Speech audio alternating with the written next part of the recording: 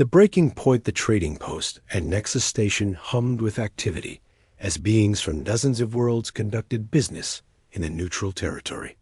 Captain Elena Rodriguez adjusted her uniform and checked the cargo manifest one final time.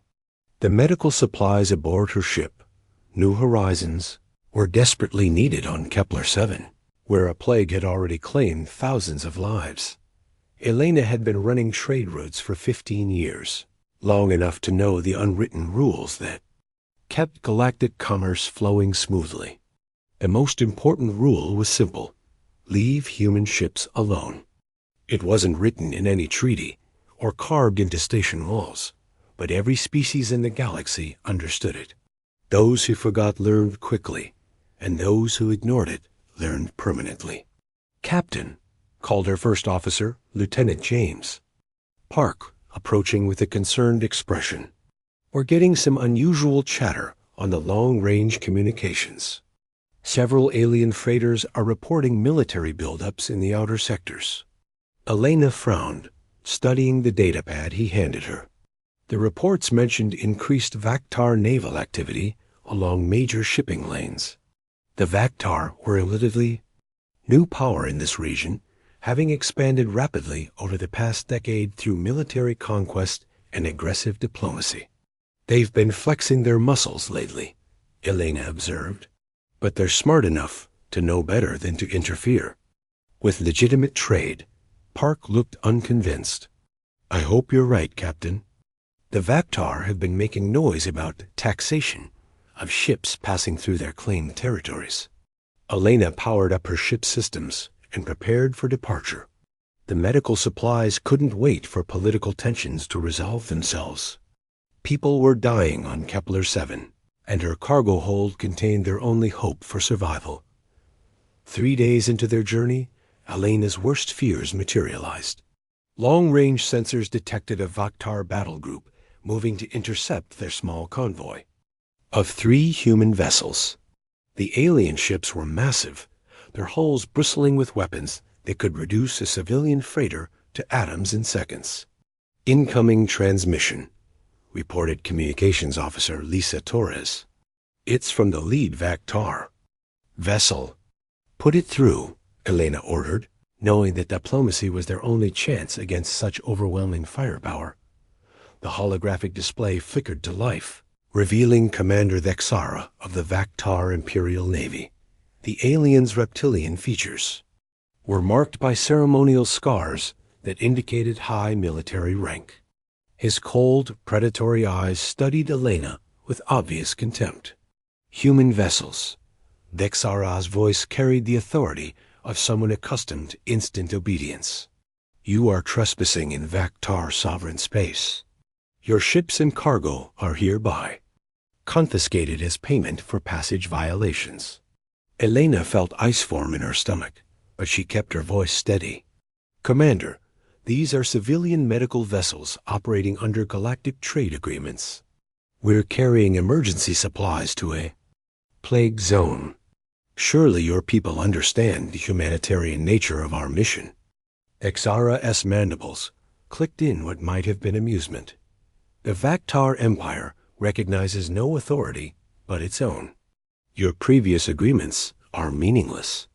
You will surrender your vessels immediately, or we will take them by force." "Commander," Elena tried once more, "I strongly advise you to reconsider. There are protocols in place regarding human shipping. The consequences of interfering with our vessels are severe." "Consequences?" Thexara's laugh was like breaking glass. "The galaxy has lived in fear of human retaliation for too long. The Vactar Empire fears no one. We will demonstrate to all species that humans are not the unstoppable force they pretend to be." Elena knew she had no choice. 3 civilian freighters couldn't fight a Vactar battle group and survive. "We surrender," she said quietly, "but you're making a terrible mistake." "The only mistake," Thexara replied, "was the galaxy's cowardice in not challenging human arrogance sooner." The Vactar boarding parties were efficient and professional. Elena and her crew were processed as prisoners, while their ships were seized and integrated into the alien fleet. As they were transferred to the massive Vaktar command vessel, Elena caught glimpses of the enemy's strength. Dozens of warships, advanced technology, and crew members who moved with the confidence of a military force that had never known defeat. The prison cells on the Vaktar flagship were clean but stark. Elena found herself sharing space with the crews of the other captured human vessels, including Dr. Sarah Chun, whose entire life's work was dedicated to developing treatments for the plague, now ravaging Kepler-7. How long do you think before Earth responds? Asked Captain Marcus Webb from the freight hauler Prosperity. Elena considered the question carefully. They probably already know we're missing.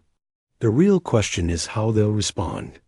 Dr. Chun looked up from where she sat quietly in the corner. Those medical supplies were the only hope for 3 million people. If they don't reach Kepler-7 soon, we'll lose entire cities. Earth won't abandon us, Elena said with conviction. And they definitely won't abandon those colonists. Meanwhile, at the Galactic Trade Consortium headquarters on Nexus Station, Emergency Coordinator Zakthar was reviewing the disturbing reports from human space.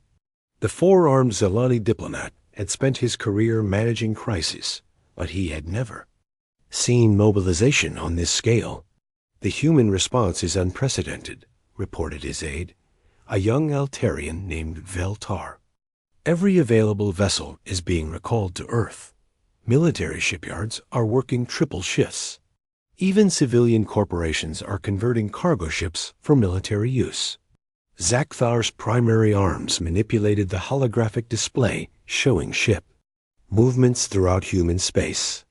Green dots representing human vessels were converging from every corner of their territory, all heading toward a single staging area near the edge of Vaktar space. How many ships? Zakthar asked, though he dreaded the answer. Current estimates suggest over 3,000 vessels and counting, Veltar replied. This is larger than any fleet humanity has ever assembled, including during the Karathi Wars. Zakthar felt a chill run through his exoskeleton. The Karathi Wars had been the last time someone had seriously challenged human authority in galactic affairs. The Karathi Empire had controlled 40 star systems and commanded the loyalty of a dozen client species. After their conflict with humanity, there was no Karathi Empire, no client species, and barely any Karathi left alive.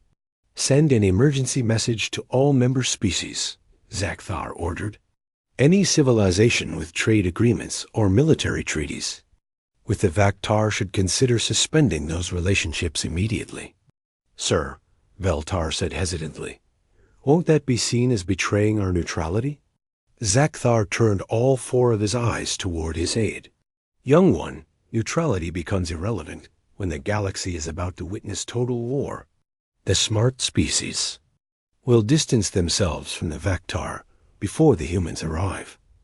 The stubborn ones will learn why everyone else was smart. On Earth, Admiral Marcus Kane stood in the Strategic Command Center, watching the massive mobilization taking place across human space. At 62 years old, Kane had fought in every major conflict humanity had faced since joining the Galactic community. He understood alien psychology better than most, and he knew exactly what message the Vaktar had sent by taking human prisoners. Admiral called his aide, Colonel Patricia Reeves. The fleet is nearing full mobilization. We'll have over 4,000 ships ready within 72 hours. Asterisk Kane nodded, studying the tactical displays showing enemy positions. The Vaktar had consolidated their forces around the fortress world of Kethmoran, clearly expecting a direct assault on their stronghold. What's the latest intelligence on Vaktar capabilities? Kane asked. Their technology is advanced, Reeves reported. Energy shields, quantum torpedoes, adaptive armor systems. On paper, each of their capital ships could engage 3 of ours simultaneously.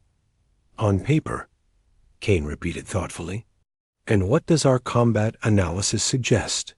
Reeves hesitated. "Admiral, the Vaktar have never actually fought humanity before. All their tactical data comes from observing our conflicts with other species. They don't understand how we adapt during active combat." Kane smiled, but there was no warmth in it. The Korathi made the same mistake. They studied our previous battles and thought they understood human warfare. They prepared for the enemies we had been, not the enemy we became. The Admiral activated the fleet communication system, connecting him to every ship captain, every crew member, every person who had answered the call to rescue their captured comrades. "This is Admiral Kane to all fleet elements." His voice carried across the void to thousands of ships. "The Vaktar Empire has made a fundamental error in judgment. They believe they can negotiate with human lives. They believe they can use our people as bargaining chips. They are about to learn that humanity doesn't negotiate when our own are threatened. We don't send diplomatic protests or file formal complaints. We simply come and take our people home." Throughout human space, the response was immediate. Ship after ship acknowledged the orders and began final preparations for the largest military operation in human history. Back in his cell aboard the Vaktar flagship, Elena Rodriguez felt the subtle vibrations that indicated the ship was moving. Through the small porthole, she could see they were approaching a massive space station orbiting a heavily fortified world. "Kethmorin," whispered Captain Webb, "their main naval base. If they're bringing us here, they're preparing for a siege." Dr. Chun looked up with hope in her eyes. "That means Earth is coming." Elena nodded. "The question isn't whether they're coming. The question is whether the Vaktar will surrender our people before they find out why the galaxy fears human anger." Commander Thexara stood on the command bridge of his flagship, watching the final preparations for the defense of Kethmorin. 800 warships had been assembled, representing the full might of the Vaktar Empire. Advanced defensive platforms ringed the planet, each one capable of destroying entire fleets. "My lord," called his tactical officer, "long-range sensors are detecting massive movement in human space. They appear to be mobilizing everything."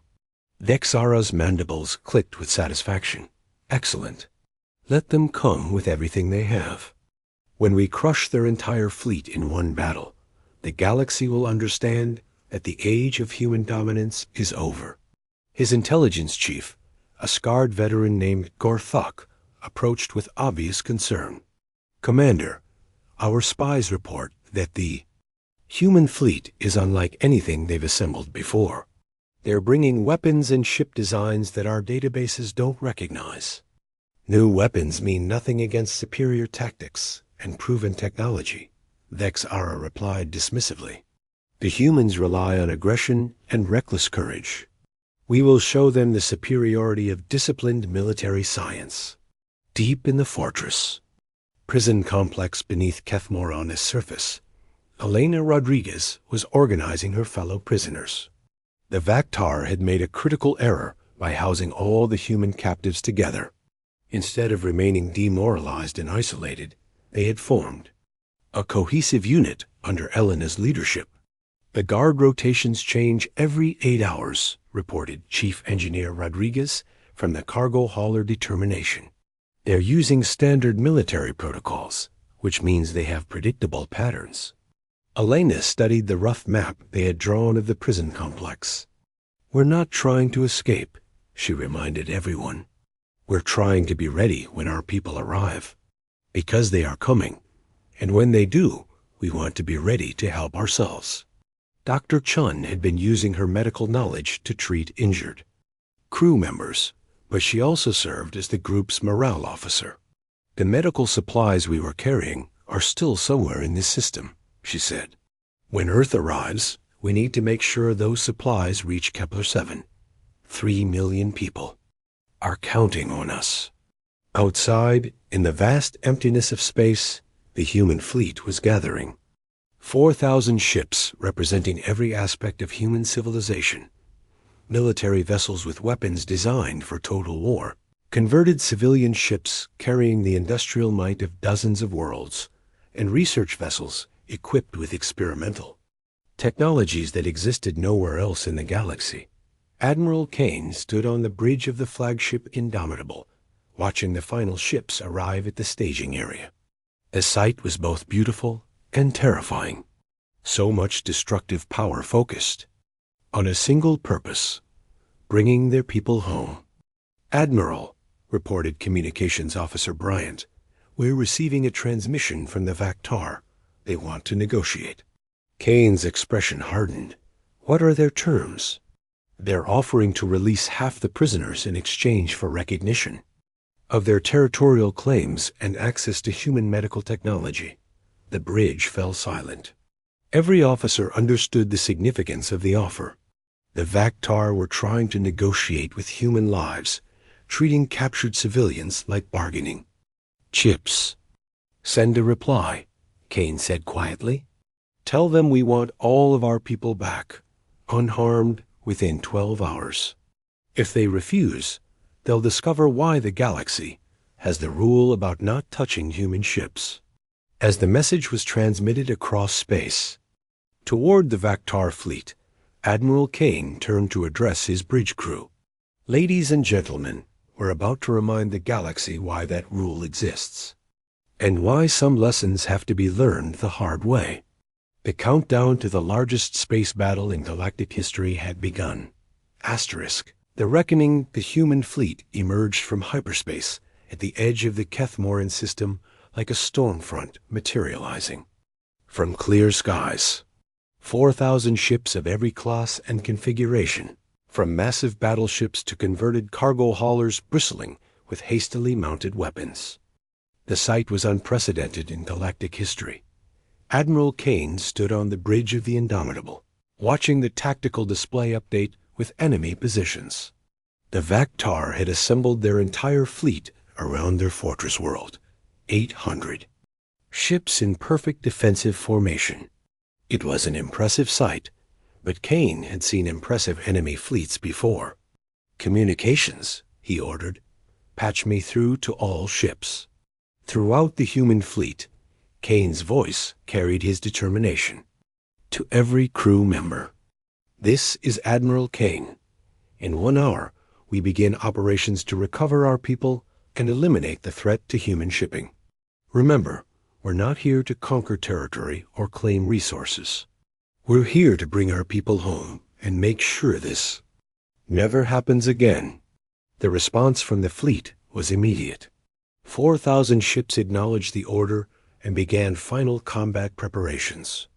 Weapon systems hummed to life, shields powered up to maximum strength, and targeting computers locked onto enemy positions. On the surface of Kethmoran, Commander Thexara watched the human fleet deployment from his command center. The asteroid-based facility was buried deep within the planet's crust, protected by layers of armor and energy shields that could withstand direct hits from the largest weapons. 800 ships against 4,000, observed his tactical coordinator, Sub-Commander Velkath. "The humans have numerical superiority, but our defensive position and superior technology should compensate." Thexara studied the battle projections with growing confidence. "The humans are emotional creatures, driven by primitive instincts. They'll charge directly at our strongest defenses, believing that aggression can overcome superior strategy. We'll bleed them until they retreat." His communications officer approached with a data pad. "Commander, the humans are transmitting on all frequencies. They're demanding the immediate release of all prisoners." "Of course they are," Thexara replied with amusement. "Respond with our previous offer. Half the prisoners in exchange for territorial concessions and technology transfers. Let's see how badly they want their people back." The response from Admiral Kane came within minutes, and its simplicity was more terrifying than any threat could have been. "All prisoners, no conditions, 12 hours. Deep within the prison complex, Elena Rodriguez felt the subtle vibrations that indicated massive ship movements in orbit. She had gathered the human prisoners in the main detention area, transforming them from isolated captives into an organized resistance cell. "Can you feel that?" asked Dr. Chun, pressing her hand against the wall. "The whole station is shaking." Elena smiled grimly. "That's the sound of the cavalry arriving. Earth doesn't do half measures when their people are threatened." Captain Webb had been monitoring the guard rotations and found weaknesses in the Vactar security system. "When the shooting starts up there, they'll either evacuate us to a more secure location or leave minimal guards while they deal with the fleet battle. Either way," Elena said, "we need to be ready. Our people are coming, and we're not going to sit here waiting to be rescued like helpless victims." Chief Engineer Rodriguez had been studying the prison's technical systems. "I've identified the main power distribution nodes. If we can access them, we might be able to create enough chaos to help ourselves when the time comes." Elena nodded approvingly. "Good work. Remember, we're not trying to escape on our own. We're trying to make it easier for our people to find us and get us out." Above them, in the vast emptiness of space, the battle for Kethmoran was about to begin. The human fleet had arranged itself in a formation that looked chaotic to Vactar observers, but followed a pattern that only human commanders understood. "They're not following standard fleet tactics," observed Sub-Commander Velkath, studying the human positions. "Their formation appears random, almost undisciplined." Commander Vex Ara frowned at the display. He had studied human military history extensively, preparing for this confrontation. The formation before him didn't match any of the tactical doctrines used in previous human conflicts. "Perhaps they're trying to deceive us," he suggested. "Or perhaps they're simply inexperienced with fleet actions of this magnitude." What Vexara didn't understand was that the human fleet wasn't following military doctrine at all. It was following something much more dangerous: human adaptability. Every captain had been given general objectives, but complete freedom to achieve them using whatever methods they thought best. Admiral Kane opened communications with the enemy fleet. "Vactar vessels, this is your final warning. Release our people immediately or face the consequences." Vexara's response was broadcast across the system. "Admiral Kane, you are outnumbered and outgunned. Your people are safe as long as you withdraw immediately and accept our reasonable terms for their release." Kane's reply was swift and final. "Then you've made your choice. All ships, commence operations." The battle began not with a massive frontal assault, as the Vactar expected, but with something unprecedented in galactic warfare. The human fleet split into hundreds of small groups, each attacking different targets simultaneously. It was chaos, but it was controlled chaos with a purpose that only became clear as the battle developed. Vector defensive formations, designed to repel large-scale attacks, found themselves overwhelmed by dozens of smaller engagements happening simultaneously. Their superior technology meant nothing when they couldn't coordinate their responses effectively. "They're everywhere," reported Velkath as the tactical display lit up with combat indicators. "How are they managing this level of coordination?" The answer lay in something the Vactar had never encountered: human naval tradition combined with advanced technology. Every human captain was trained to operate independently while supporting the overall mission. They didn't need constant orders from Central Command. They simply did whatever was necessary to accomplish their objectives. Captain Sarah Martinez, commanding the converted freighter New Destiny, found herself engaging two Vactar cruisers simultaneously. Her ship was outgunned and outclassed, but she had something the aliens didn't: 3 decades of experience in impossible situations. "Engineering," she called over the intercom. "I need everything you can give me. We're going to show these aliens why human ships are left alone." Her chief engineer, a grizzled veteran named Tommy Chun, responded with typical human determination. "Captain, I can give you 120% power for 10 minutes, but after that, we'll need major repairs."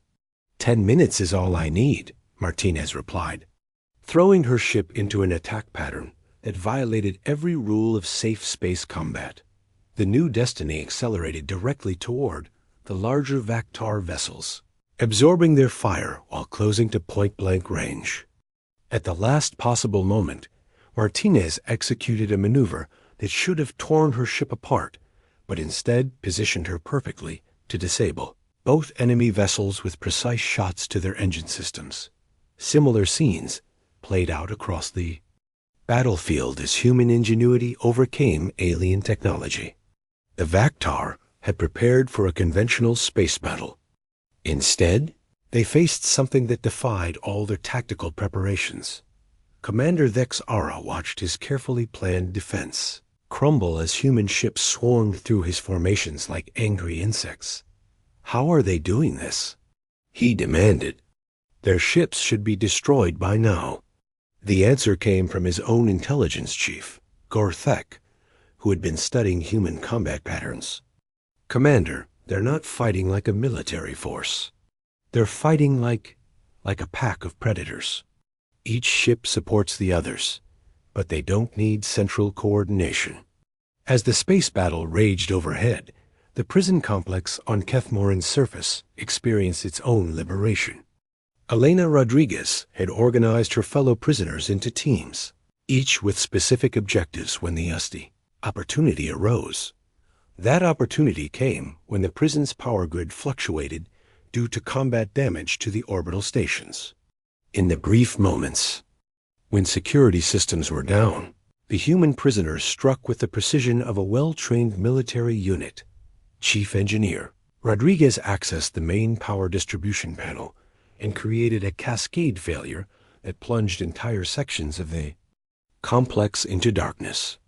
At the same time, Captain Webb and his team overpowered the guards at the main security station, taking control of the prison's internal communications. "All teams, this is Elena," she broadcast through the facility's intercom system. "Primary objectives are complete. Begin Phase 2. Phase 2 involved gathering in the main detention area and sending a signal to the human fleet indicating their exact location and status. Dr. Chun had improvised a medical transmitter using components from the prison's medical bay, creating a beacon that human ships could home in on dot above them. Admiral Kane received the signal with enormous relief. "All ships, we have confirmation that our people are alive and have taken control of their prison facility. Prepare for extraction operations." The battle for Kethmorin was reaching its climax. The Vactar fleet, initially confident in their defensive positions, found themselves systematically dismantled by human tactics they couldn't counter. Ship after ship fell to coordinated attacks that seemed to come from impossible angles. Commander Vex Ara, watching his empire crumble around him, finally understood the magnitude of his error. "We studied their previous battles," he said to no one in particular. "We thought we knew how they fought." Sub-Commander Velkath, coordinating what remained of their defense, looked up from his tactical station. "Commander, they're not fighting the way they did before. It's like they've become something entirely different."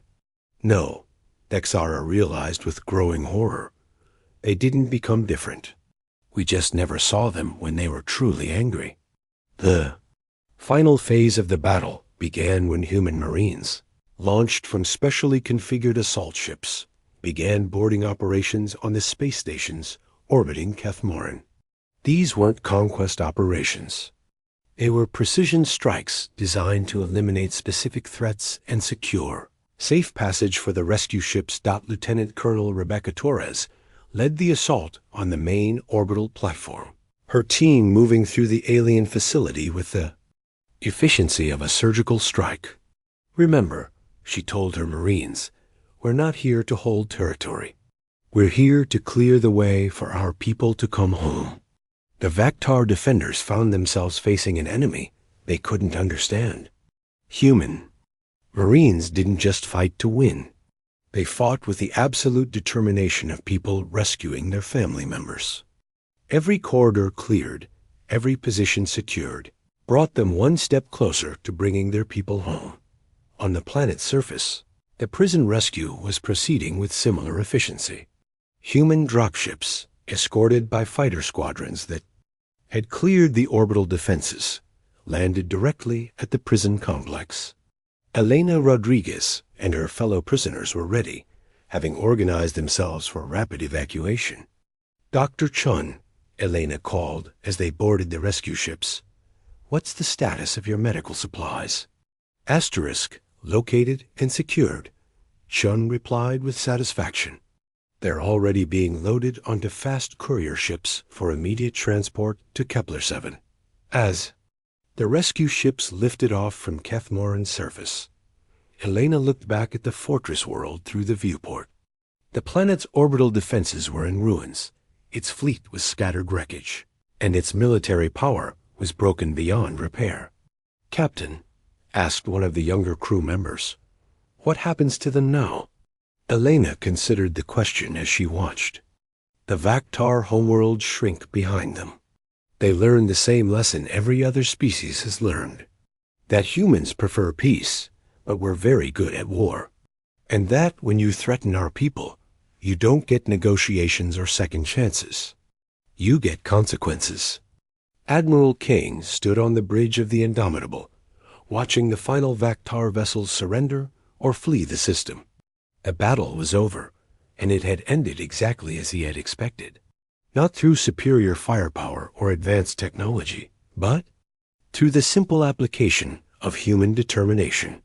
"Admiral," reported Communications Officer Bryant, "all prisoners have been recovered and are en route to medical stations. No casualties among the rescue teams."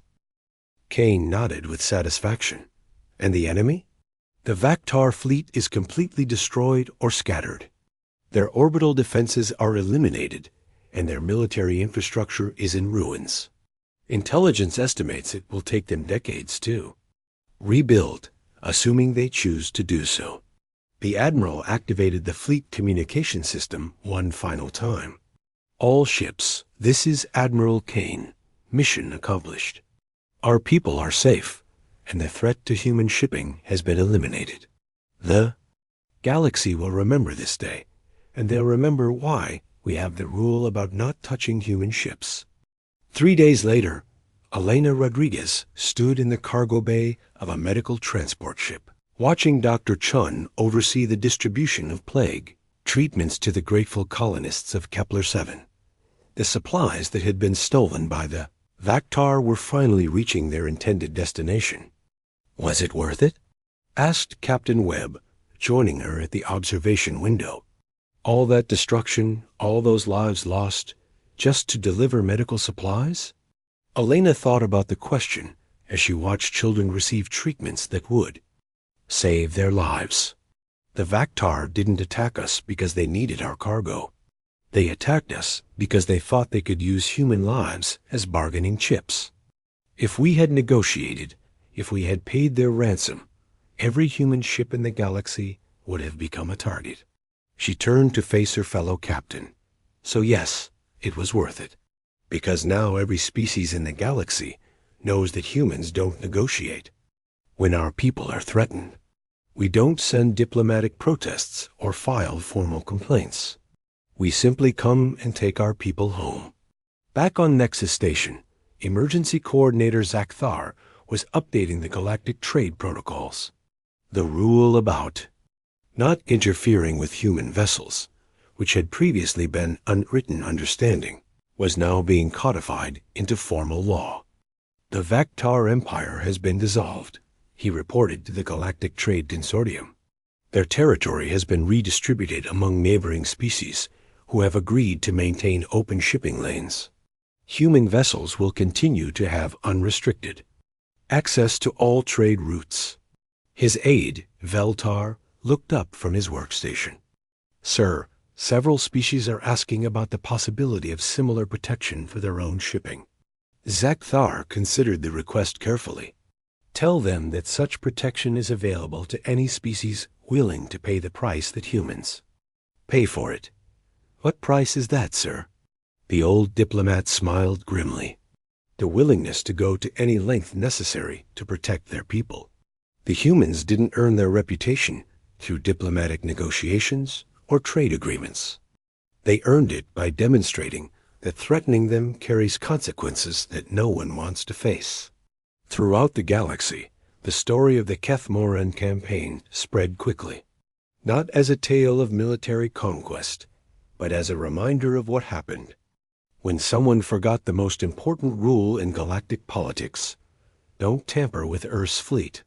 Human merchant ships continued to travel the trade routes, carrying goods and passengers between worlds, just as they had before. But now they traveled with the absolute certainty that if anyone tried to threaten them, the response would be swift, overwhelming, and final. The rule still existed, stronger than ever, and the galaxy remembered why it was there. Elena Rodriguez returned to her command of the New Horizons, ready to resume her cargo runs between the stars. As she prepared for departure from Nexus Station, she received a message from Earth Fleet Command. Captain Rodriguez, your actions during the Kethmoran incident have been noted. You organized fellow prisoners, maintained morale, and contributed significantly to the successful rescue operation. Command wants to offer you a position in the fleet. Elena read the message twice before composing her reply. Thank you for the offer, but I respectfully decline. I'm a trader, not a soldier. My job is to keep commerce flowing between the worlds, carrying the goods that people need to live and prosper. She paused, then added a final line. Besides, someone needs to remind the galaxy that humans prefer peace. We're just very good at war when peace isn't possible. As the New Horizons departed Nexus Station and jumped to hyperspace, Elena smiled at the thought of the cargo hold filled with supplies for a new colony on the rim. Somewhere out there, people were waiting for what her ship carried. And thanks to the events at Kethmoran, she knew they would receive it safely. The rules still held. Don't tamper with Earth's fleet. The galaxy had learned why it existed and the cost of ignoring it. Some lessons, Elena reflected, had to be taught more than once. But humanity was always ready to provide that education when necessary. The stars stretched endlessly ahead, filled with trade routes that would remain safe as long as everyone remembered the rule. And if they forgot, well, the human fleet would be happy to remind them.